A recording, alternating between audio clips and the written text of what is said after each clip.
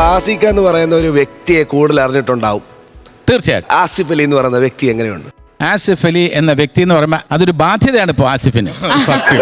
എന്തെന്നറിയോ, ജനങ്ങൾ മുഴുവൻ അയ്യോ എന്തൊരു സ്വീറ്റ് പേഴ്സണാലിറ്റിയാണ്. അയാൾ പ്രേക്ഷകരോട് കയർക്കുന്ന ഒരിക്കലും കാണുന്നില്ല. അയാൾ മാധ്യമങ്ങളോട് കയർക്കുന്ന ഒരിക്കലും കാണുന്നില്ല. അയാൾ വീട്ടുകാരെന്ത് നന്നായിട്ട് നോക്കുന്നു, സമൂഹത്തിന് മാതൃകയാണ്. ഇത് കേൾക്കുമ്പോൾ ആസിഫിന് ടെൻഷനാണ്. ഓ അകപ്പാടെ എനിക്ക് ദേഷ്യം തോന്നിയാൽ പോലും ഞാൻ ചിരിച്ചോണ്ട് ഹലോ ഓക്കെ ഓക്കെ. ഒരു ആക്ടർക്ക് വേണ്ട ഡിഗ്നിറ്റി ഉള്ള ഒരു നടനാണ് ആസിഫ് അലി.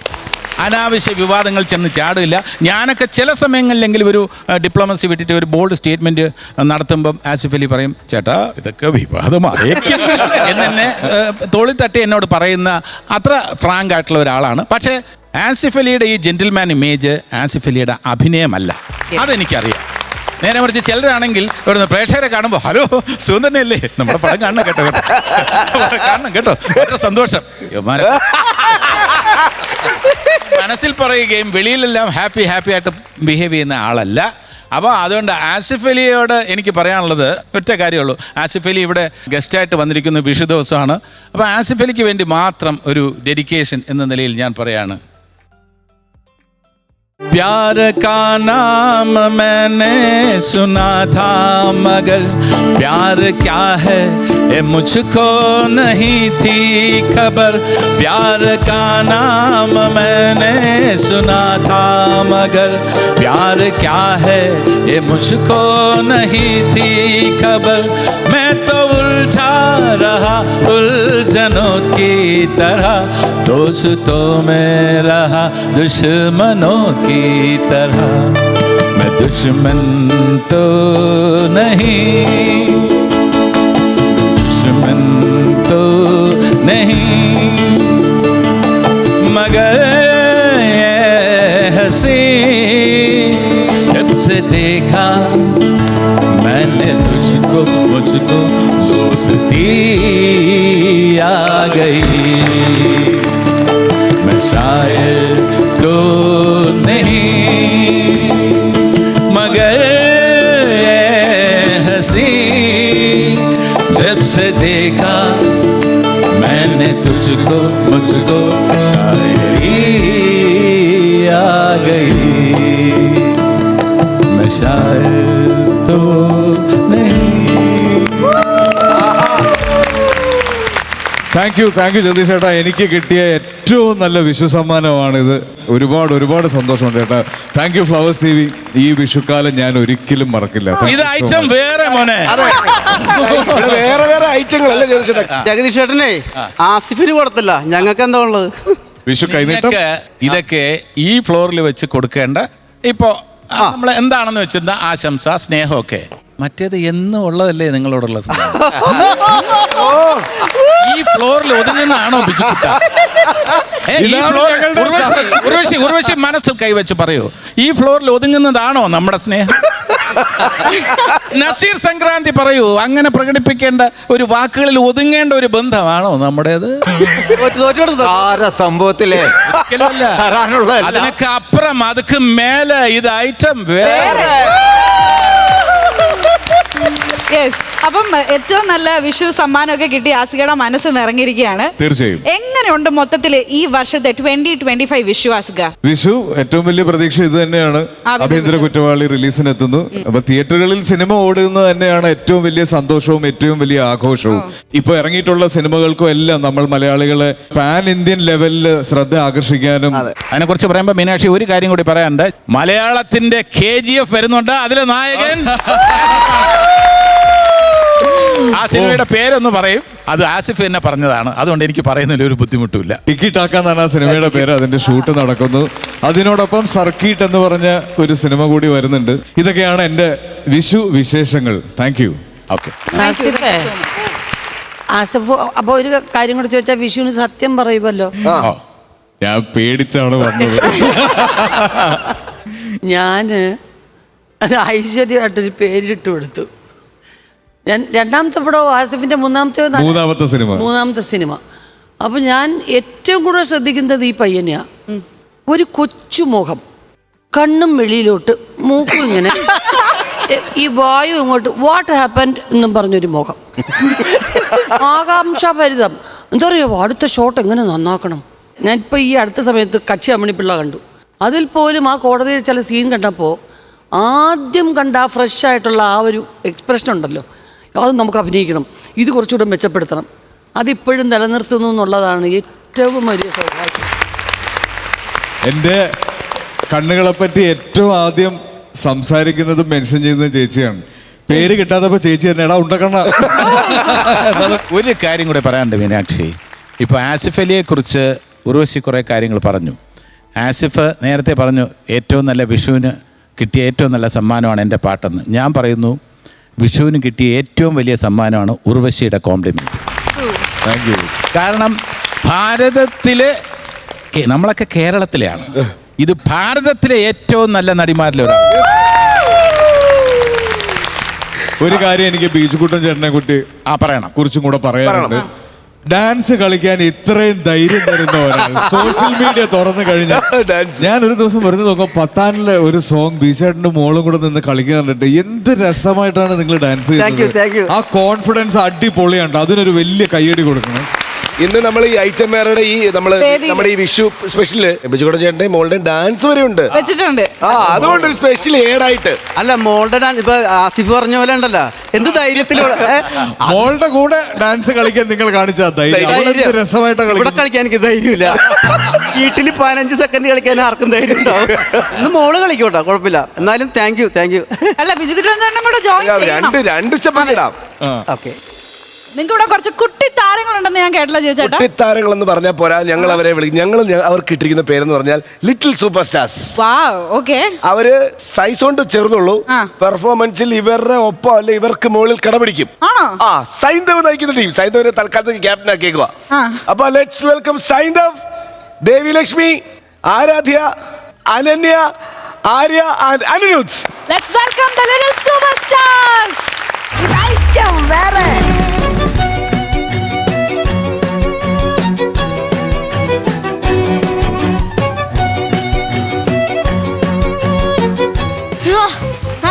മതി രാവിലെ കഴിച്ച 13 ഇഡ്ഡലി സാമ്പാറും തേച്ച് കാണും. അതിനാണോ ഈ കിടന്ന് കൂത്താട്ടം കാണിച്ചത്? പിന്നല്ലാതെ കൊട്ടാരം വൈദ്യ എന്റെ അടുത്ത് എന്ത് പറഞ്ഞെന്നറിയാമോ? എന്താ ദേഹം അനങ്ങിയില്ലെങ്കിൽ കൊഴുപ്പ് കയറി ചത്തു.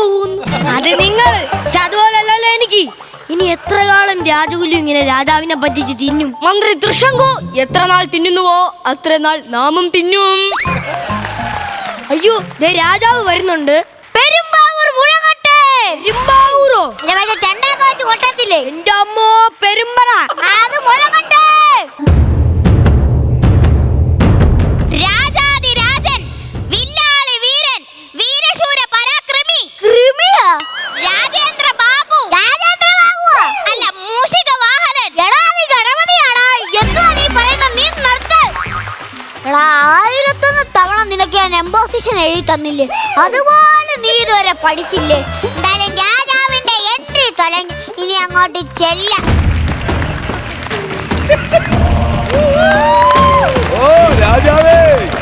രാജൻ കുന്നിക്കുരു ഒന്ന് അങ്ങോട്ട് മാറും. കുന്നിക്കുരുവാ? രാജകുരു. ആരാലും അങ്ങോട്ടൊന്ന് മാറ്. എടാ നിന്റെ അടുത്ത് ഞാൻ പലവട്ടം പറഞ്ഞിട്ടുണ്ട്, എന്നെക്കാട്ടി നല്ല ലുക്കിൽ ഇവിടെ വന്ന് നിൽക്കും. എന്നെക്കാട്ടി ലുക്ക് വന്നിരിക്കണോണ്ടാ ഞാൻ പറയല്ലടാ, നീയാണ് ഇവിടുത്തെ രാജാവെന്ന് ഞാൻ മന്ത്രിയെന്ന്. മേലെ ഇനി ഇങ്ങനത്തെ കോലത്തിൽ ഞാൻ ഇവിടെ കണ്ടുപോയി. വേറെ റിസൾട്ട് ഒന്ന് വന്നോ. ക്ഷമിക്കണം രാജൻ, ക്ഷമിക്കണം. എന്നാ പിന്നെ നീയൊക്കെ അങ്ങ് ഉണ്ടാക്കി ഞാൻ പോവാ. അയ്യോ രാജൻ പോവരുതേ രാജൻ. എടാ ഞാനല്ലോ രാജാവ്, ഞാനല്ലോ ചിരിയൊക്കെ ചിരിക്കണ്ടേ. അത് പിന്നെ എല്ലാ കാര്യങ്ങളും നമ്മളെ കൊണ്ടാണല്ലോ രാജൻ ചെയ്യിപ്പിക്കാറ്. ചില കാര്യങ്ങൾ നാമും ചെയ്യും. ഒരു ചിരിയും കൂടെ ചിരിച്ചാടിനെ മൂക്ക് എന്ന് പെരുവരലിൽ തൊട്ടേനെ. ഒരു പഞ്ചുമില്ല. ഇതിന് വേറെ ഞങ്ങൾ ചെയ്തപ്പോ ഈ സാധനം ഒന്ന് കേറി. ഓ നിങ്ങളെ പേര് രാജഗുരു. എന്താ രാജൻ? എനിക്ക് രാജനോട് ഒരു കാര്യം പറയാനുണ്ട്. കഴിഞ്ഞ യുദ്ധത്തിന് നമ്മളെല്ലാരും വടക്ക് നിന്ന് യുദ്ധം ചെയ്തോണ്ടിരുന്നപ്പോ രാജൻ മാത്രം എന്താണ് തെക്ക് ചെന്നിട്ട് ആരുമില്ലാത്തടത്ത് വാൾ വീശിക്കൊണ്ടിരുന്നത്? നിനക്ക് ഗത കൊണ്ട് തലക്കടി ഇട്ടിട്ടുണ്ടോ? ഇല്ല. കിട്ടണം.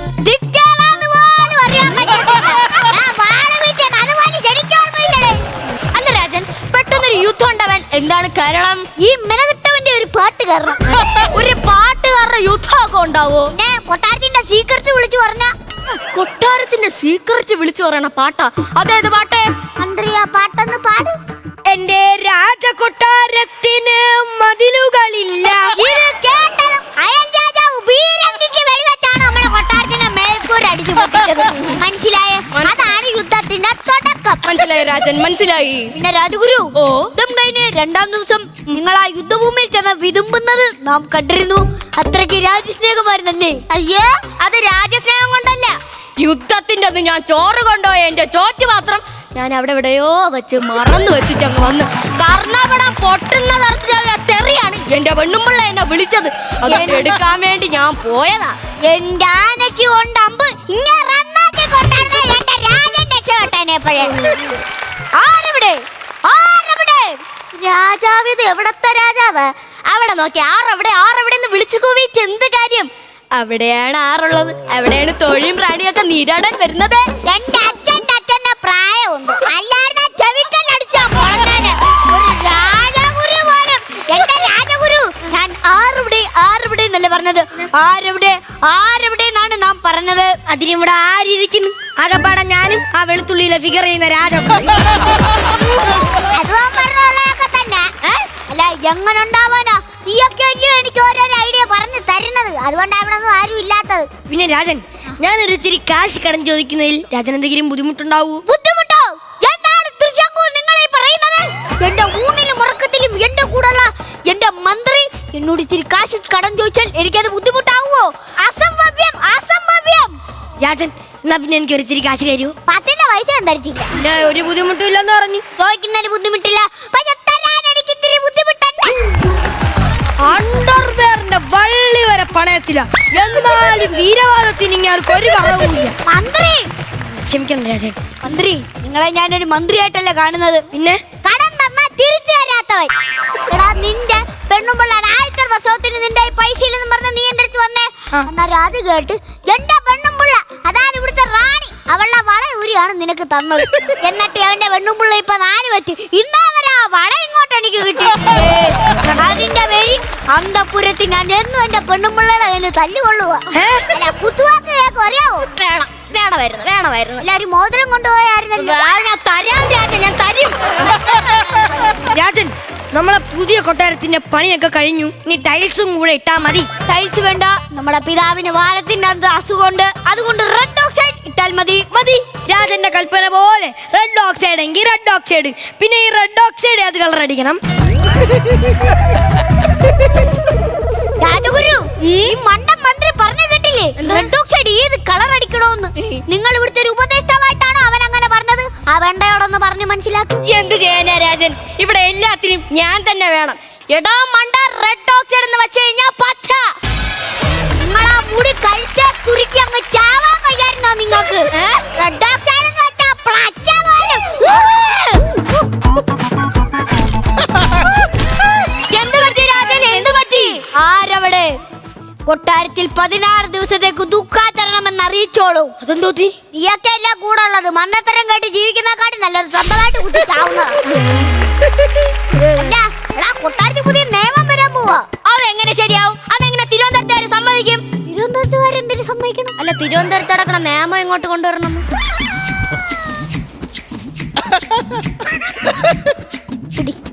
കുത്തടാ, നീ കുത്ത്. നീ എന്നെ കുത്തി മലത്തക്ക്. നീ എന്നെ തിരുവനന്തപുരത്ത് നടക്കുന്ന നിയമം കൊണ്ടുവരാൻ പോകുന്നു.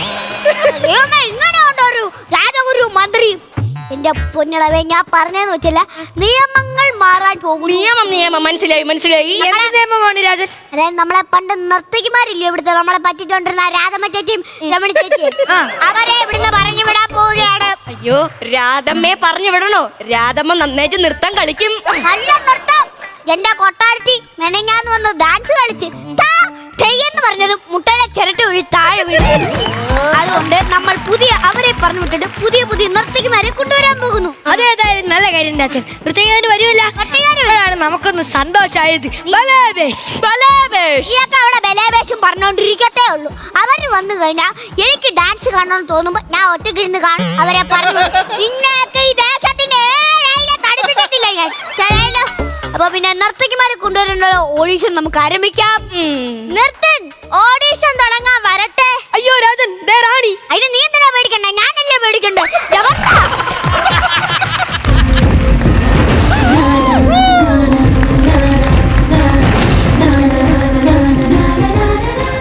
ഓഡീഷൻ നടത്തിക്കോളൂ, പക്ഷെ ആരെ തിരഞ്ഞെടുക്കണോന്ന് ഞാൻ തീരുമാനിക്കും. എന്നെ വരച്ച വരെ നിർത്തുന്ന നീ നിനക്ക് ഇഷ്ടമുള്ള പോലെ നീ അങ്ങ് തീരുമാനിച്ചോ. തരാവേ, രണ്ടിനുള്ള തരാവേ. ഞാനിവിടെ ഗ്ലാസ് തുടക്കാൻ നിൽക്കുവല്ല, ഞാനാണ് രാജാവ്. ഇതൊക്കെ ഞാൻ പറയേണ്ടതാണ്. എന്നാ ഓഡിഷൻ ചെയ്യാനുള്ള ആളെ വിരിക്കുള്ളൂ. Rajan please note. ആദ്യമായി വരാൻ പോകുന്നത് കണ്ണൂരിന്റെ സുന്ദരി ത്രിഭുവതി, വയസ്സ് 20. പ്രിയതമേ ശകുന്തളേ, പ്രമദമാനസ സരസിൽ നീന്തും പ്രണയഹംസമല്ലേ നീ പറയുമോ. പ്രിയതമേ ശകുന്തളേ, പ്രമദമാനസ സരസിൽ നീന്തും പ്രണയഹംസമല്ലേ നീ പറയുമോ. പ്രണാമം മഹാരാജൻ. ഉരുളാ ഉരുളി മാലല്ല ഒരു രാജാവെന്ന് പറഞ്ഞ് മേലെ ഇവിടെ കണ്ടുപോയില്ല. കുട്ടി, നമ്മുടെ രാജാവ്. പ്രണാമം മഹാരാജൻ. കുട്ടിയുടെ നൃത്തം നല്ലതായിരുന്നു. നന്ദി മഹാരാജൻ. മനോഹരമായിരുന്നു. സർ, മനോഹരൻ ഒന്നിങ്ങോട്ട് വരാം. എന്താണ് രാജൻ? ഈ കഴുത്തിന് മേളിൽ ഉപയോഗശൂന്യമായ തല വേണോ? വേണം രാജൻ, വേണം. ഞാൻ ഇവിടെ തേങ്ങ പതിക്കാൻ നിൽക്കുമല്ല, മനസ്സിലായല്ലോ. അപ്പൊ ഞാൻ പറഞ്ഞോളതൊക്കെ. ശരി രാജൻ. കുട്ടിയുടെ പേരെന്താണ്? എന്റെ പേര് ത്രിഭുവതി എന്നാണ്. ഇനി മുതൽ ഇവിടുത്തെ എല്ലാ കാര്യത്തിലും മുൻപിലുണ്ടാവണം. പിന്നിൽ ഞാനും ഉണ്ടാവും. ഞാനും ഉണ്ടാകും. തരാവേ, രണ്ടിനെ അവിടെ നടിപ്പിക്കാവേ. മുമ്പ് അങ്ങാരുടെ അടുത്ത് പറഞ്ഞത് നിനക്കൂടെ ബാധകമാ, മനസ്സിലായല്ലോ. നീ വിട്ടു. അല്ല കുട്ടി, കല്യാണം കഴിഞ്ഞതാണോ? അതെ മഹാരാജൻ, പക്ഷെ എന്റെ ഭർത്താവ് ഇപ്പോൾ ജയിലിലാണ്. ജയിലിലെ എന്തിന്റെ കേസ്? ഞാൻ നൃത്തം ചെയ്യുന്നതിന്റെ ഇടയ്ക്ക് ഒരാൾ എന്റെ കൈ കയറി പിടിച്ചു. അയാളുടെ കൈ എന്റെ ഭർത്താവ് കഷ്ണമായി മുറിച്ചു കളഞ്ഞു.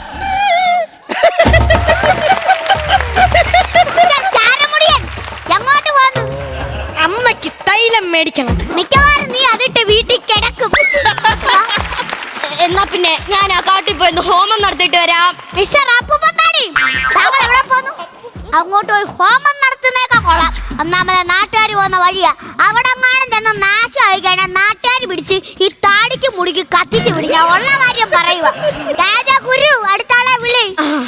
Judges please note. കിരീടത്തിന് ഇറങ്ങി ഞാനിടും. മര്യാദയ്ക്ക് പറ. രാജൻ, അടുത്തതായി വരാൻ പോകുന്നത് കോഴിക്കോടിന്റെ അഭിമാന സുന്ദരി പ്രാണസഖി, വയസ്സ് 23. താഴെ ഒരു ബക്കറ്റൂടെ വെച്ചാലങ്ങ് നിറയുമല്ല, അത്ര കഴുകി.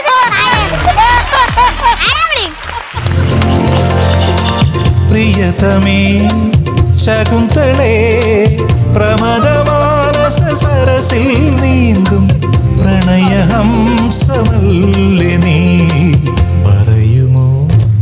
പ്രിയതമേ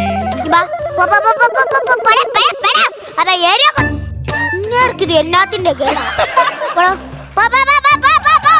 പ്രണാമം മഹാരാജൻ. പോടാ, എന്റെ കൊട്ടാരത്തിൽ നിന്ന് ഇറങ്ങണ. പോടാ പോടാ പോടാ പോടാ. എന്നെ കാട്ടി ലുക്കും വെക്കാണ്ട് വന്നങ്ങ് നിന്നോട് കണ്ടുപോലും നിന്നെ. എന്താ കുട്ടിയുടെ പേര്? നിങ്ങളുടെ പേര് വല്ല ഫെവിക്കോളെന്ന് വല്ലോ ആണോ? ഇങ്ങനെ കയറി അങ്ങോട്ടാ. കുട്ടി, ഞാനാണ് രാജാവ്. പ്രണാമം മഹാരാജൻ. നൃത്തം നല്ലതായിരുന്നു. എന്താണ് കുട്ടിയുടെ പേര്? എന്റെ പേര് പ്രാണസഖി. പ്രാണസഖി, ഞാൻ വെറും ഒരു പാമരനാം പാട്ടുകാരൻ. കനലോല വീജികളിൽ വേടൂതുമാട്ടിടയൻ. നീ കുഴപ്പമില്ല, നീ ഓക്കെ. അത് നിന്റെ പ്രായത്തിന്റെയാന്ന് പറയാം. മുതക്കടിച്ചില്ലയോളോ തനിക്കത് എന്നാത്തിന്റെ കേടാ. എന്നാൽ പിന്നെ ഈ രണ്ട് നർത്തകിമാരും ഇവിടെ ഫിക്സ് ചെയ്യാൻ വരട്ടെ. എനിക്കൊരു കാര്യം തീരുമാനിക്കാനുണ്ട്. എന്താണ് മമതിയുടെ തീരുമാനം? ഈ നർത്തകിമാര് രാവിലെ 8 മണിക്ക് വന്ന ഉടനെ ഈ കൊട്ടാരത്തിന്റെ ഗേറ്റ് അങ്ങ് അടക്കണം. പിന്നെ ഇവിടെ കിടന്ന് ഡാൻസ് ഒക്കെ കളിച്ചു കഴിഞ്ഞ് വൈകുന്നേരം 5:30 ആകുമ്പോ കൊട്ടാരത്തിന്റെ വാതിൽ തുറക്കുക. ഇവരെ അങ്ങ് പറഞ്ഞു വിടുക. റാണി, രാവിലെ 8 മണിക്ക് വന്ന് വൈകുന്നേരം 5 മണിക്ക് പോവാൻ. ഇത് കൊട്ടാരമാണ്, അല്ല ചിറകി 2 പീസ് അല്ല. പിന്നെ നർത്തകിമാർക്ക് ഇവിടെ സ്റ്റേ ഇല്ല. അത് അതൊക്കെ ചെറിയ കാര്യമില്ല. ഇതൊക്കെ എന്തിനാണ് ഇങ്ങനെ വിഷമിക്കുന്ന റാണി? എന്റെ മുറി അവിടെ ഒഴിഞ്ഞു കിടക്കുവല്ലേ? അയ്യോ, ഞാൻ ആ കാര്യം മറന്നുപോയി. നമ്മുടെ മന്ത്രിയുടെ മുറി ഒഴിഞ്ഞു കിടക്കുവാണല്ലോ. അപ്പൊ മന്ത്രിയും രാജഗുരുവും കൂടെ രാജഗുരുവിന്റെ മുറി കിടക്കും. ഇവർ രണ്ടുപേരും മന്ത്രിയുടെ മുറിയിലും കിടക്കും. എന്നെക്കാട്ടും നല്ല ഞാൻ ഏതെങ്കിലും പൂളപ്പട്ടിയെ കൂട്ടിപ്പോയി കിടക്കണേ. എന്തുവാണ് നിങ്ങൾ ഈ പറയുന്നത്? സത്യമല്ലേ രാജൻ പറഞ്ഞത്? സത്യം തന്നെ. എന്തായാലും നിങ്ങൾ വന്ന സ്ഥിതിക്ക് നിങ്ങളും റാണിയുമായിട്ട് മത്സരം നടത്താം. നമുക്കൊന്ന് കാണാൻ തോന്നുന്നു. കളിച്ചോളൂ.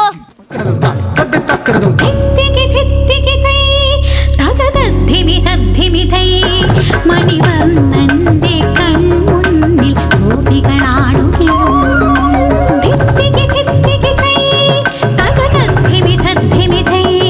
യദുബാലന്റെ മാറിൽ വന്നാളികൾ ചായുകിടും. അയ്യോ രാജൻ! എന്താ? അയൽ രാജ്യത്തെ രാജാവ് യുദ്ധത്തിനായി പുറപ്പെട്ടു. രാജൻ മനുഷ്യനൊന്ന് സന്തോഷിച്ചു വരുമ്പോ അവന്റെ ഒടുക്കാലത്തെ യുദ്ധം. രാജഗുരു യുദ്ധം പ്രഖ്യാപിച്ചു. എന്ത് ചെയ്യും നമ്മളിനി? രാജൻ, ഞാൻ ആലോചിച്ചിട്ട് ഒരു വഴിയെ കാണുന്നുള്ളൂ. എന്താണ് ആ വഴി? വല്ലവനെ വെട്ടുകൊണ്ട് ചാവുന്നതിനെ കാട്ടിലും ഭേദം രാജൻ നേരത്തെ പറഞ്ഞതുപോലെ സ്വയം കുത്തിയങ്ങ് ചാവുക. നമ്മള് രാജഗുരു അല്ല, വ്യാജഗുരു.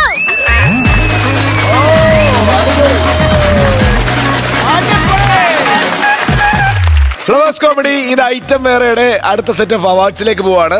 അടുത്തതായി നമ്മൾ അനൗൺസ് ചെയ്യാൻ പോകുന്നത് ക്യാരക്ടർ ആക്ടേഴ്സിനുള്ള അവാർഡാണ്. അപ്പൊ ജഗദീഷ് ചേട്ടാ പ്ലീസ്.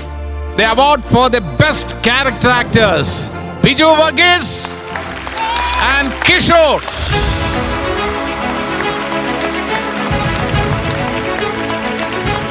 ഫ്ലവേഴ്സ് കോമഡി ഇത് ഐറ്റം വേറെ ക്യാരക്ടർ ആക്ടേഴ്സിനുള്ള അവാർഡ് വാങ്ങുന്നു ബിജു വർഗീസ് ആൻഡ് കിഷോർ.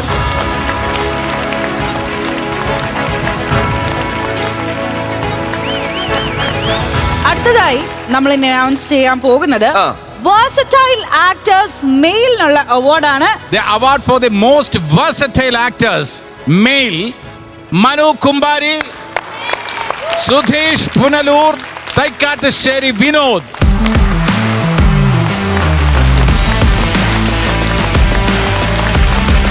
മനു കുമ്പാരിക്ക് ഒരു നല്ല കൈയടി. And Sudheesh Punalur. Flowers comedy ഇത് ഐറ്റം വേറെയുടെ versatile actors മെയിൽ മനു കുംബാരി, സുധീഷ് പുനലൂർ ആൻഡ് വിനോദ് തൈക്കാട്ടുശ്ശേരി. മൂന്ന് പേർക്ക് ഒരു വലിയ കൈയടി. അപ്പം ആസിക വന്ന സമയത്ത് നമ്മൾ ആഭ്യന്തര കുറ്റവാളിയെ പറ്റി കുറേ പറഞ്ഞു, ആസികയുടെ ക്യാരക്ടറിനെ പറ്റി പറഞ്ഞു. ജഗദീഷേട്ടൻ്റെ ക്യാരക്ടറിനെ പറ്റി നമ്മൾ ആദ്യം അങ്ങോട്ട് ചോദിച്ചില്ല, നമുക്ക് കുറേ അറിയണ്ടേ. കാര്യം ഇപ്പം ജഗദീഷേട്ടൻ്റെ സിനിമകളിലെ ക്യാരക്ടേഴ്സ് എന്ന് പറയുന്നത് എല്ലാം ഒന്നിനൊന്ന് ഡിഫറെൻ്റ് ആണ്, ഒന്നിനൊന്ന് കിടിലാണ്. ആ ടീസർ കണ്ടിരുന്നോ? അതിനകത്ത് അഡ്വക്കേറ്റ് വിശ്വനാഥന്റെ വോയിസ് വെച്ചിട്ട് തന്നെയാണ് ഓപ്പൺ ചെയ്യുന്നത്. അത് കേൾക്കുമ്പോൾ തന്നെ നമുക്കറിയാം something very very very powerful. ഇനി പറയുക അഡ്വക്കേറ്റ് വിശ്വനാഥൻ. ആസിക, എനിക്ക് ജഗദീഷ് ചേട്ടൻ ചെയ്ത വക്കീൽ ക്യാരക്ടേഴ്സ് എന്ന് പറയുമ്പോൾ തന്നെ നമുക്ക് ഒരുപാട് ഓർമ്മ വരും. പക്ഷെ അതില് എന്റെ ഏറ്റവും ഫേവറേറ്റ് ഏതാണെന്നറിയോ? ഹരികൃഷ്ണൻസിൽ അമ്മാളൂരെ നിർത്തി പേടിപ്പിക്കൂലേ, love, what is the difference between love and like. അത്രയും പവർഫുൾ ക്യാരക്ടേഴ്സ്, വക്കീൽ ക്യാരക്ടേഴ്സ് ചെയ്തിട്ടുള്ള ഒരാളാണ്. ഇതിലേക്ക് വരുമ്പോ എന്റെ എതിർഭാഗം വക്കീലാണ്. എനിക്ക് അത്ര വലിയ താല്പര്യമൊന്നുമില്ല. ചേട്ടാ പ്ലീസ്.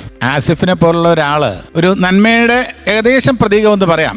ഇതിലെ കഥാപാത്രം സഹദേവൻ തിന്മ വളരെ കുറഞ്ഞ ഒരാളാണ്. തിന്മ ഇല്ലെന്നൊന്നും ഞാൻ പറയുന്നില്ല, അതിന് വേണ്ടിയിട്ട് നിങ്ങൾ തീരുമാനിക്കുക. പക്ഷേ നന്മ കൂടുതലുള്ള സഹദേവനെ എതിർത്ത് തോൽപ്പിക്കുക എന്ന് പറയുന്നത് അത്ര ഈസി ആയിട്ടുള്ള കാര്യമല്ല. അഡ്വക്കേറ്റുമാർ പല തന്ത്രങ്ങളും മെനയും കുതന്ത്രങ്ങളും മെനയും. ഇവിടെ തന്ത്രത്തിലൂടെയും കുതന്ത്രത്തിലൂടെയും ഈ സഹദേവനെ കൊടുക്കാനുള്ള വഴികൾ ഞാൻ പഠിച്ച പണി 18 നോക്കുന്നുണ്ട്. ജയിക്കോ ഇല്ലേ എന്നുള്ളത് നിങ്ങൾ സിനിമ കണ്ടിട്ട് തീരുമാനിക്കുക. നായകനായതുകൊണ്ട് ഞാൻ പരാജയപ്പെടുന്ന അങ്ങനെ തീരുമാനിക്കണ്ട, ചില ട്വിസ്റ്റുകളുണ്ട്. സ്കൂൾ ഒരു കോളേജ് ലെക്ചറായിട്ട് ഇത്രയും സംസാരിക്കുന്നുണ്ടെങ്കിൽ ഇദ്ദേഹം ഒരു വക്കീലായിരുന്നെങ്കിൽ എന്തായിരിക്കും അവസ്ഥ എന്ന് ആലോചിച്ച് നോക്കൂ. അതെ, അപ്പൊ ഞാൻ തന്നെ ഒരു വക്കീലായിട്ട് ഞാൻ വേണമെങ്കിൽ ഒരു കേസ് ഇപ്പം വിസ്തരിക്കാൻ വേണമെങ്കിൽ, പ്രതി എന്ന് പറയുന്നത് ജഗദീഷാണ്. അദ്ദേഹം പാട്ടുപാടി ഒരു സമൂഹത്തെ വഴിതെറ്റിക്കുന്നു. ഇതാണ് ജഗദീഷിന്റെ പേരിലുള്ള കുറ്റം. ഓക്കെ, എന്താ പേര്? ജീവ. ജീവ. ഓക്കെ, ജീവ ഈ ജഗദീഷിന്റെ പാട്ട് കേട്ടിട്ടുണ്ടോ? ഒന്ന് രണ്ട് തവണ കേട്ടിട്ടുണ്ട്. ഓക്കെ, ജീവിതത്തില് എല്ലാ കാര്യങ്ങളിലും വിജയമായിരുന്നോ ജീവയുടേത്? അങ്ങനെയല്ല, ഇടയ്ക്ക് പരാജയം ഉണ്ടായിരുന്നു. ഓക്കെ, അപ്പോൾ എനിക്ക് മനസ്സിലായി. ഇവരോണ് തന്റെ ജീവിതത്തിൽ പരാജയങ്ങൾ സംഭവിച്ചിട്ടുണ്ടെന്ന് ജീവ തുറന്ന് സമ്മതിക്കുന്നു. അതിൽ നിന്ന് തന്നെ വളരെ വ്യക്തമാണ് ഈ ജഗദീഷിന്റെ പാട്ട് പലരെയും സ്വാധീനിച്ചിട്ടുണ്ട് എന്നുള്ളത്. അല്ലേ? അങ്ങനെയല്ലേ? പരാജയങ്ങൾക്ക് ഒരു പ്രധാനപ്പെട്ട കാരണം ഈ ജഗദീഷിന്റെ പാട്ടാണെന്ന് ഞാൻ സമർത്ഥിക്കുന്നു. ആസിഫ് അല്ലേ? സർ, ജഗദീഷ് എന്ന നടനെ അറിയാം. അദ്ദേഹം പാട്ട് പാടേണ്ട കാര്യമുണ്ടോ? അത് പലപ്പോഴും എനിക്ക് തോന്നിയിട്ടുണ്ട്. എന്റെ വാദം ശരിയാണ്. ഈ ജഗദീഷ് എന്ന ഗായകൻ ദാസേട്ടൻ പാടുന്നുണ്ട്, MG ശ്രീകുമാർ പാടുന്നുണ്ട്, ജയേട്ടൻ ഒരുപാട് പാടിയിട്ടുണ്ട്, റഫി സാബ്, കിഷോർ കുമാർ, അങ്ങനെയുള്ളവരെല്ലാം തന്നെ പാടുന്ന ഈ ലോകത്ത് ജഗദീഷ് എന്ത് ധൈര്യത്തിലാണ് പാടുന്ന യുവർ ഓണർ. ഇത് മാത്രമാണ് എനിക്ക് പറയാനുള്ളത്. Thank you very much. Urvashi, ഞാൻ ഒരു അനുഭവം, ഉർവശിയുടെ അനുഭവം എവിടെ വായിച്ചിട്ടുണ്ട്. വളരെ സുഖകരമായിട്ട് ഉറങ്ങുന്ന അവസരത്തിൽ ജഗദീഷ് പാടുന്നത് സ്വപ്നം കണ്ട് ഞെട്ടി ഉണരാറുണ്ട് എന്ന് ഞാൻ അപ്പോൾ ഉർവശിയുടെ വളരെ സുഖകരമായിട്ടുള്ള ഈ ഉറക്കത്തെ വരെ തടസ്സപ്പെടുത്തുന്ന ഒരാളാണ് ജഗദീഷ് എന്ന് ഞാൻ പറഞ്ഞാൽ. ഇല്ല, ഞാൻ രണ്ട് പ്രാവശ്യം ജീവിതത്തിൽ ഞെട്ടി ഉണർന്നിട്ടുള്ളൂ. ഒന്ന്, കിഴക്ക് വെള്ള കീറിയ ശബ്ദം കേട്ട് ഞാൻ ഞെട്ടി ഉണർന്നു. രണ്ടാമത് ജഗദീഷ് ചേട്ടൻ പാടിയപ്പോൾ ഞാൻ ഞെട്ടി. വളരെ നല്ലൊരു ഗായകനും നർത്തകനും കൂടിയായ ബിജുക്കുട്ടിന് ജഗദീഷിന്റെ പാട്ടിനെ കുറിച്ച് എന്താണ് പറയാനുള്ളത്? ഞാൻ പറയണത് നേരത്തെയൊക്കെ നിർത്തേണ്ടതായിരുന്നു കേട്ടോ. ഈ കേസിലേക്ക് പോകേണ്ട ആവശ്യം ഉണ്ടായിരുന്നില്ല. പാട്ട് നേരത്തെ നിർത്തിയിരുന്നെങ്കിൽ ഈ കേസിന്റെ ആവശ്യമില്ലായിരുന്നു. അത് വളരെ കറക്റ്റ് ആയിട്ടുള്ള പോയിന്റ് ആണ്. ജഗദീഷ് വളരെ നേരത്തെ നിർത്തിയിരുന്നെങ്കിൽ ഈ സമൂഹം വളരെയധികം പുരോഗമിച്ചേനെ. നസീർ സംക്രാന്തി, താങ്കൾക്ക് ഈ ജഗദീഷിന്റെ പാട്ട് നിർത്തണമെന്നാണോ തുടരണമെന്നാണോ?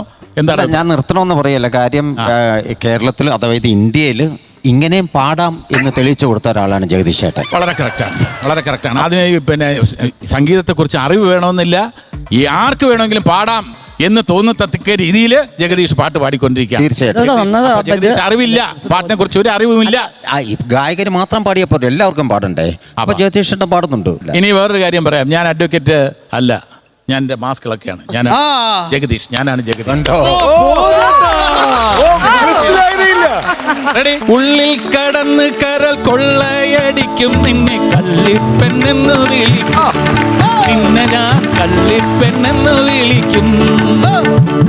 ഉള്ളിൽ കടന്ന് കരൽ കൊള്ളയടിക്കും നിന്നെ കള്ളിപ്പെണ്ണെന്ന് വിളിക്കും, നിന്നെ ഞാൻ കള്ളിപ്പെണ്ണെന്ന് വിളിക്കും.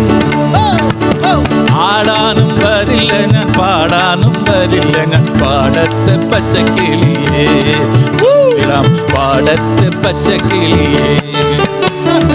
ആടാനും വരില്ല ഞാൻ, പാടാനും വരില്ല ഞാൻ, പാടത്തെ പച്ചക്കിളിയേ, പാടത്തെ പച്ചക്കിളിയേ. മാനെന്നും വിളിക്കില്ല, മാനെന്നും വിളിക്കില്ല, മയിലെന്നും വിളിക്കില്ല, മാടത്തിൻ മണി വിളക്കേ, മാടത്തെ മണി വിളക്കേ. Thank you. ഈ ഒരു വൈബ് ക്രിയേറ്റ് ചെയ്യാൻ പറ്റുന്നത് ജഗദീഷ് മാത്രമേ ഉള്ളൂ. തീർച്ചയായിട്ടും. താങ്ക് യു ചേട്ടാ.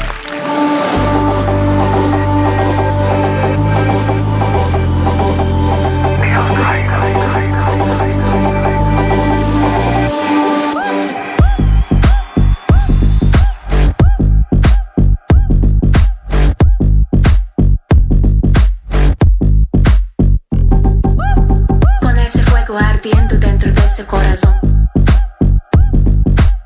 Él se mantiene fuerte oyendo un mito. Mientras la sangre corre por su vena, mientras se llena de furios enemigos. കണ്ണിലൂടെ വന്നു കയറി കൊന്നുപോയി, മുന്നിലൂടെ ആയിരങ്ങൾ പോയി, തിരകളാടും കാലം ഞങ്ങളൊന്ന് ചേർന്നു കൈ വീശിടും മാറത അത്തികൈകൾ വീണ്ടും പോയി, കിരണ മൂർച്ചയിൽ കത്തിപ്പറിഞ്ഞേ, ഹേയ് മരണം മോദിടും കാലം പിറന്നേ.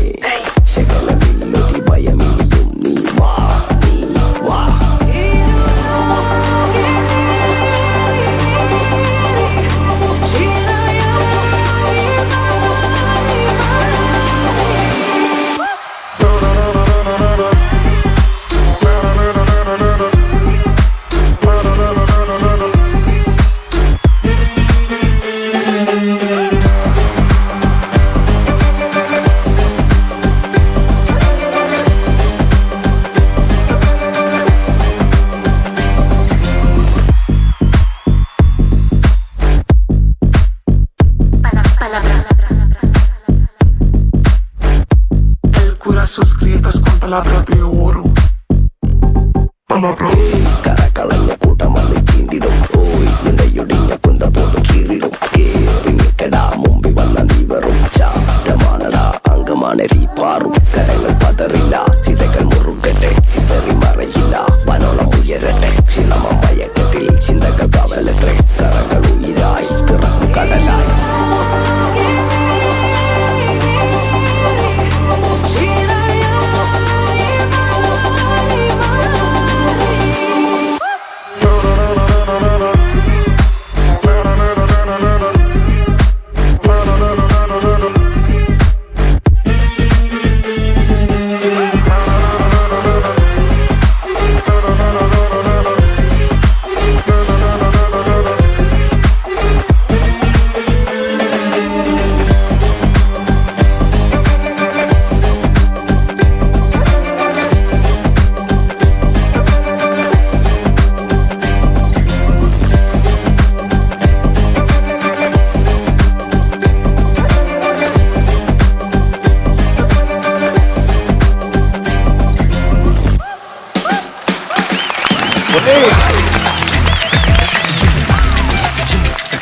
കിടിലൻ എന്ന് പറഞ്ഞ പോരാ, കിക്കിടിലൻ. അതെ, കിടിലോ കിടിലോ.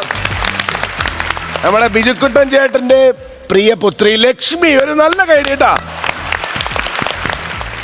ചേച്ചി, എങ്ങനെ ഉണ്ടായിരുന്നു നമ്മുടെ ലച്ചുവിന്റെ ഡാൻസ്? ബിജുകുട്ടൻ്റെ കഴിവുകൾ എനിക്ക് തോന്നുന്നു ആദ്യം കണ്ട കൂട്ടത്തിൽ ഒരാളാണ് ഞാൻ. ഇതുപോലെ ജഡ്ജസ് ആയിട്ടൊരു സീറ്റിലിരുന്നിട്ട് അതെ, ഞങ്ങളൊരു 3-4 പേര് അങ്ങനെയാണ് ബിജുക്കുട്ടനെ ആദ്യമായിട്ട് കാണുകയും എൻ്റെ ഒരു സഹോദരനെ പോലെ അന്ന് മുതൽ ആ സ്നേഹമായിട്ട് പെരുമാറി. പിന്നെ നെക്സ്റ്റ് സ്കിറ്റാണോ ഇതാണോ വരുന്നത്, ആദ്യം സ്കിറ്റ് എടുത്തിട്ട് ഡാൻസ് ചെയ്ത് അവർക്ക് പ്രാക്ടീസിനൊക്കെ കുറച്ച് സമയം കിട്ടുമല്ലോ. അപ്പോഴാ ബിജുക്കുട്ടൻ പറഞ്ഞേ, ചേച്ചി എൻ്റെ മോളാ അത്. അപ്പം ബിജുക്കുട്ടനും മോളും കൂടെ ഡാൻസ് ചെയ്യുന്ന വിവരം നാട്ടിൽ മുഴുവൻ പാട്ടാണല്ലോ. അതെ അതെ അതെ, സോഷ്യൽ മീഡിയ സ്റ്റാറാണ്, ഇൻസ്റ്റാഗ്രാം സ്റ്റാർസ്. അപ്പൊ ഞാൻ വളരെ പ്രതീക്ഷയോടുകൂടിയത് നല്ലോണം ഡാൻസ് ചെയ്തു മോളെ. ഇനിയും ഡെവലപ്പ് ചെയ്യണം കേട്ടോ, ഇനിയും നല്ല വെറൈറ്റി ഡാൻസ്. അത് ഇവിടെ വന്നതിന് ശേഷം പഠിച്ചെടുത്താണ്, സാര സമയം കൊണ്ട് പഠിച്ചെടുത്താണത്. വളരെ ചെറിയ സമയം കൊണ്ട് പഠിച്ച് ദിങ്ങനെ കളിച്ചു. നന്നായിരുന്നു മോളെ, നന്നായിരുന്നു. ലക്ഷ്മി മോളെ, ഓ ഗംഭീരമായിരുന്നു, നല്ല ഗ്രേസ് ഉണ്ടായിരുന്നു. ഞാനിപ്പോൾ ലക്ഷ്മിയോടല്ല പറയുന്നത്, എനിക്ക് നിങ്ങൾ രണ്ടുപേരോടുമാണ് പറയാനുള്ളത്.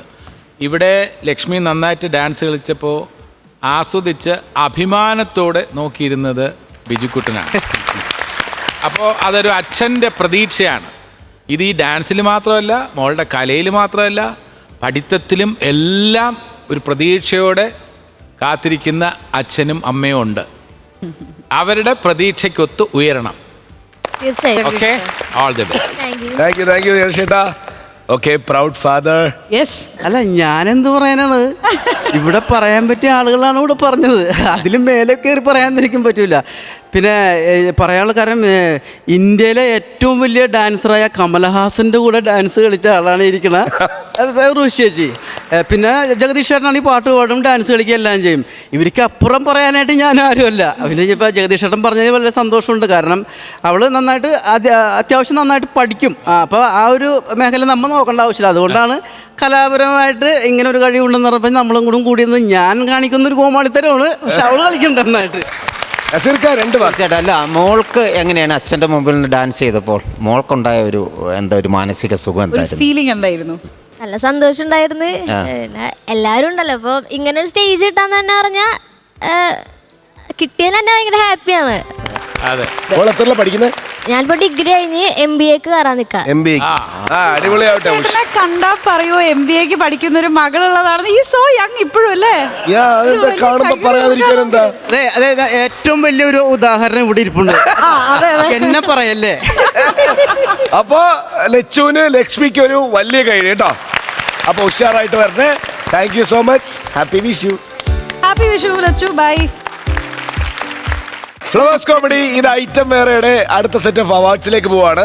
അടുത്തതായി the most popular award goes to the award for the most popular actor goes to Vaikam Bhase.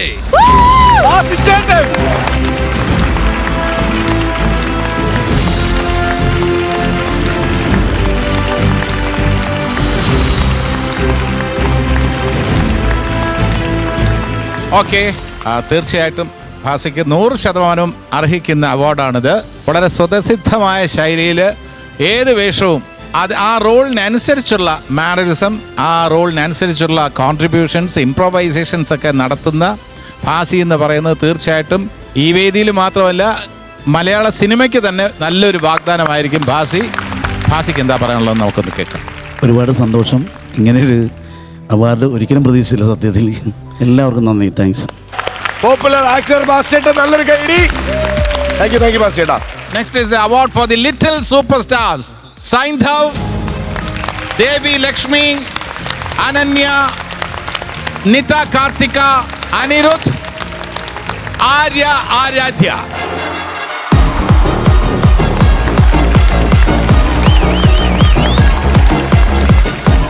So here we have the little superstars of Flowers Comedy. ഇത് ഐറ്റം വേറെ.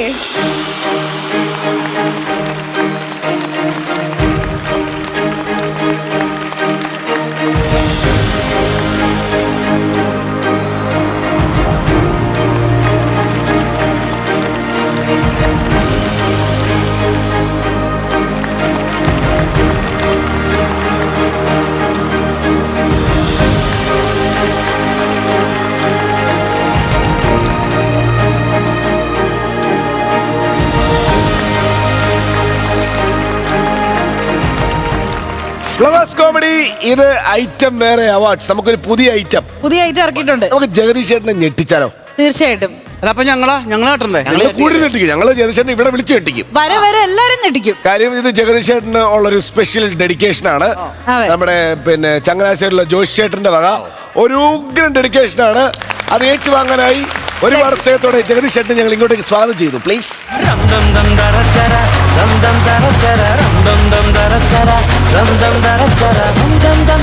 വിഷുവായിട്ട് ഞങ്ങളുടെ വക ഒരു വിഷുക്കൈ നീട്ടാം. അതെ, ഇതുപോലെ കുറെ ഞെട്ടിയിട്ടുണ്ടാവും, എന്നാലും ഇത് പുതിയൊരു ഞെട്ടൽ. അതെ, ഓക്കെ. ഞെട്ടിക്കാൻ വരുന്ന ആളുടെ പേര് ജോഷി ഫ്രം ചങ്ങനാശ്ശേരി. ഒരുപാട് സ്നേഹത്തോടെ ജോഷി ചേട്ടനെ ഇങ്ങോട്ടേക്ക് സ്വാഗതം ചെയ്യാം.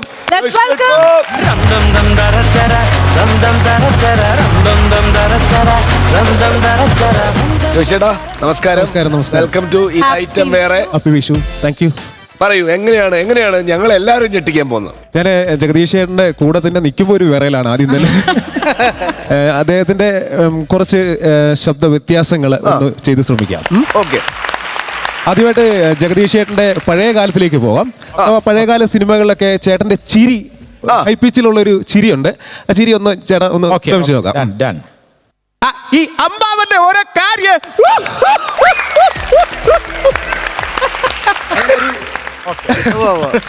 പിന്നെ ചേട്ടാ നമ്മുടെ ഇൻഹരികർദർ, ഗോഡ് ഫാദർ ഒക്കെ സിനിമയിൽ ചേട്ടൻ ചമ്മുന്നുണ്ട്. ചമ്മുമ്പം ചേട്ടന്റെ ആ ഒരു സംഭവങ്ങൾ കുറച്ച് ചെറിയ വ്യത്യാസങ്ങളായിട്ടുണ്ട്.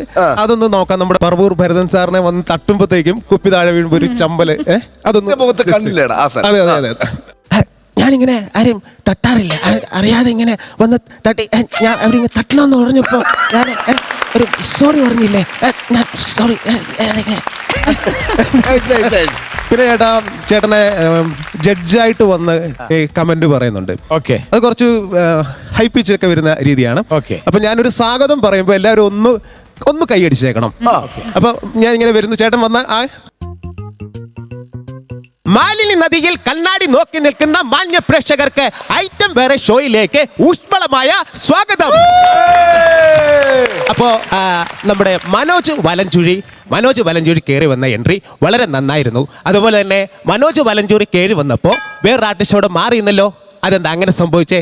അപ്പോൾ നിങ്ങൾക്ക് എന്തെങ്കിലും പറയാനോ സംസാരിക്കാനോ ഉണ്ടെന്നുണ്ടെങ്കിൽ ജഡ്ജസ് ആയിട്ടുള്ള നമ്മുടെ സംക്രാന്തിയുണ്ട്, നമ്മുടെ ബിജുക്കുട്ടനുണ്ട്. നിങ്ങൾക്ക് എല്ലാവിധ ആശംസകളും. 30ൽ 25 mark. Keep it up. Thank you. Falimy സിനിമയിലെ ആ സിൻഡി ഡയലോഗ് നോക്കാം. കൊല്ലാനും പിടിച്ചു പറിക്കാനൊന്നും പോയിട്ടില്ല, കാശുണ്ടാക്കാനും പറ്റിയിട്ടില്ല. ഇതിപ്പോ അതാണ് ഏറ്റവും വലിയ തെറ്റ്. ചിലരിങ്ങനാടാ ഓരോ ദിവസം രാവിലെ എണീക്കുമ്പോൾ വിചാരിക്കും ഈ ശീലങ്ങളൊക്കെ ഒന്ന് മാറ്റണമെന്ന്. അത് പറ്റില്ല. അടുത്ത് നിന്നതിന്റെ ഒരു വിറയലുണ്ടായിരുന്നു. ബാക്കിയൊക്കെ കിടിലൻ. നമ്മളല്ല പറയേണ്ടത്. അല്ല, എന്നെ അനുകരിക്കുന്നവരോട് എനിക്ക് പറയാനുള്ളത് അവരുടെ അറ്റംപ്റ്റ് ഞാൻ അംഗീകരിക്കുന്നു. ചേട്ടാ ഒരു പാട്ട് കൂടി ഉണ്ട്, ചേട്ടന്റെ ഒരു പാട്ട് 2 ലൈൻ ഒന്ന് മൂളുന്ന രീതി. പിന്നെന്താ? കൊക്കും പൂഞ്ചിറകും മുക്കും കാട്ടിക്കിളി കക്കും നെഞ്ചിനുള്ളം വലുചാരതേ വരുചാരണീ. കൊക്കും പൂഞ്ചിറകും മുക്കും കാട്ടിക്കിളി കക്കും നെഞ്ചിനുള്ളം വലുചാരതേ വരുചാരണീ. ഇതൊക്കെ ഞാൻ അവതരിപ്പിച്ചിട്ടുള്ള കഥാപാത്രങ്ങളുടെ മിമിക്രി വെർഷനാണ്.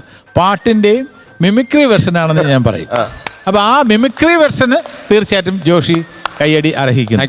പക്ഷേ മിമിക്രി വെർഷൻ അല്ലാത്ത റിയൽ ലൈഫ് വെർഷൻ എന്ന് പറഞ്ഞിരുന്നാൽ ഈ ശബ്ദമായിട്ട് അധികം സാമ്യം കാണില്ല. അതെ. ഇപ്പോൾ സാധാരണഗതിയിൽ ഞാൻ പാടുന്നത് എങ്ങനെയാണ്?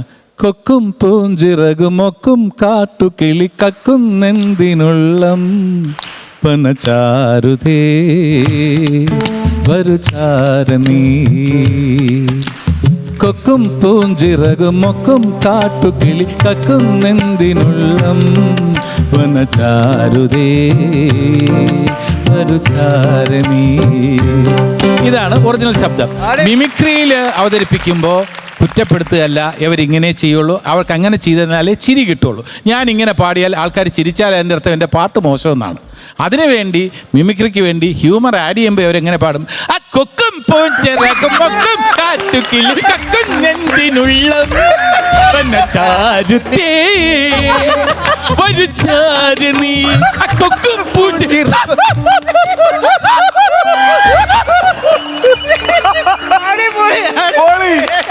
ഇതിൽ വളരെ സന്തോഷം. കാരണം കലാകാരന്മാരുടെ ഭാവനയ്ക്കനുസരിച്ച് എന്നെ പല രീതിയിലും അവതരിപ്പിക്കുന്നുണ്ടല്ലോ.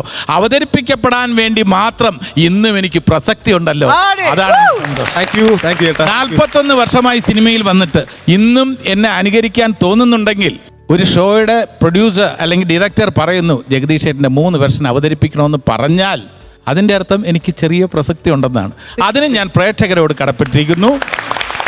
എന്നെ ഞാനാക്കിയ പ്രേക്ഷകരോടും അതേപോലെ തന്നെ എൻ്റെ മിമിക്രി കാലാകാലങ്ങളിൽ അവതരിപ്പിച്ച് എൻ്റെ പ്രസക്തി നഷ്ടപ്പെടുത്താതെ ഇപ്പോഴും സമൂഹത്തിൽ കൊണ്ടുപോകുന്ന ഓരോരുത്തരോടും നന്ദി രേഖപ്പെടുത്തുന്നു. ജോഷിയോടുള്ള എൻ്റെ സ്നേഹം പ്രകടിപ്പിക്കാനായി 2 വരി ഞാൻ ജോഷിക്ക് പാടിത്തരാം.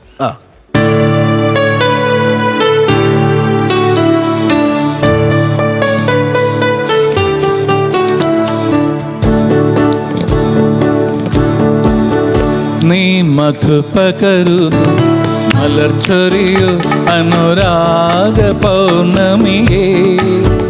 നീ മധുപകരു മലർച്ചൊരിയു അനുരാഗ പൗർണമിയേ. നീ മായല്ലേ മറയല്ലേ നീല നിലാവൊളിയേ. നീ മധുപകരു മലർച്ചൊരിയു അനുരാഗ പൗർണമിയേ.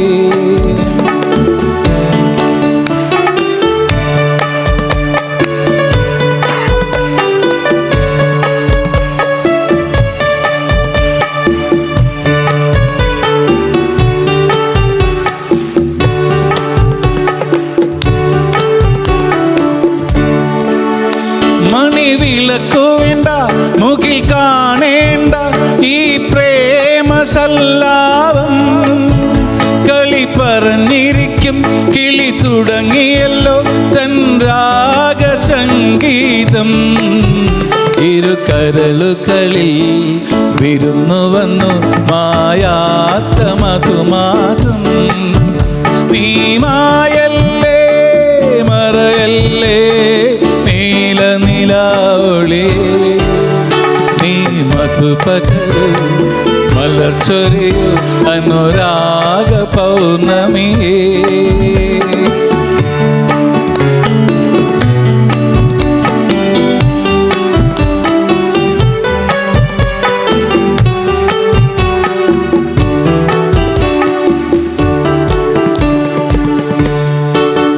മാനം കഥ പറഞ്ഞു താരം കേട്ടിരുന്നു ആകാശമണിയറയിൽ. മിഴിയറിയാതെ നിൻ ഹൃദയമെതിൽ ഞാൻ ചോരനായി ഉള്ളിലായി കടന്നു, ഉടലറിയാതെ ഉയരറിയാതെ മാനസം കവർന്നു. നീ മായല്ലേ മറയല്ലേ നീല നിലാവുളി, നീ മധുപകരു മലർച്ചൊരിയു അനുരാഗ പൗർണമിയേ, അനുരാഗ പൗർണമിയേ, അനുരാഗ പൗർണമിയേ.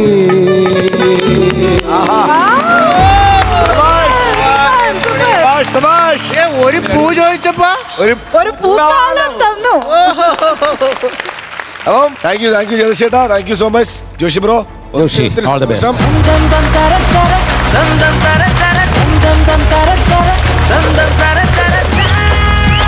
Flowers comedy.